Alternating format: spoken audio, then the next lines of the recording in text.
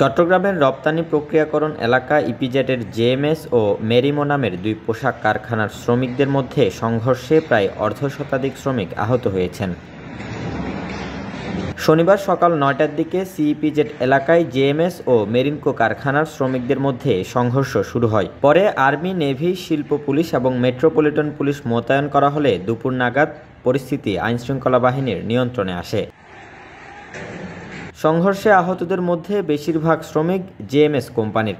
এ সময় আহতদের উদ্ধার করে চট্টগ্রাম মেডিকেল কলেজ হাসপাতালে নেওয়া হয়। আজকে আমাদের সমস্ত দাবিগুলো আমাদের কর্মকর্তারা বড় সিনিয়র যারা আছে তারা মানার পরে আমরা অফিসে চলে গেছি, কাজ করতেছি। কাজ করা অবস্থায় জেএমএস এর লোক ওরা ইট নিয়ে এসে আমাদের অফিসে আবার ভাঙচুর করা শুরু করছে, আবার আমাদেরকে মারধর করতেছে। তখন আবার আমরা এখানে অনেকে নামছি পাল্টা আঘাত এরও মারছে ইট মারার পরে এরপরে আমাকে কিছু লোক মারছে যেহেতু দৌড়িয়ে ওকে দাওয়াই দিকে আমি তো চললেছি ওদের পরে কিছু লোকজন চলে গেছে, তারপরে ফ্যাক্টরি ভাঙছে। ছেলেগুলো যারা গেট বন্ধ করছে ভিজিটের, ওরা দৌড়ে যাই ওদের ফ্যাক্টরিতে বলছে যে ওই কোম্পানির ছেলেরা আমাদেরকে মারছে।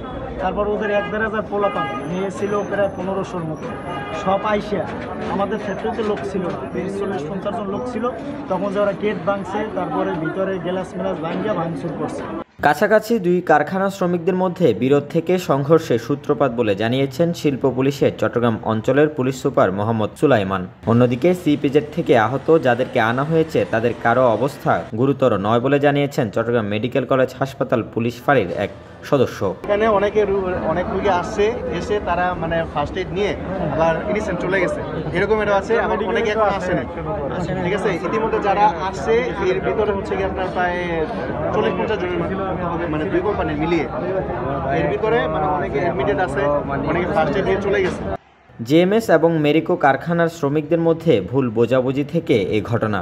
পোশাক শ্রমিকদের বুঝিয়ে পরিস্থিতি শান্ত করেছেন মালিকরা, এমনটা জানিয়েছেন চট্টগ্রাম রপ্তানি প্রক্রিয়াকরণ অঞ্চলের নির্বাহী পরিচালক Mohammad Abdus Sobhan. Desk report, news now 24।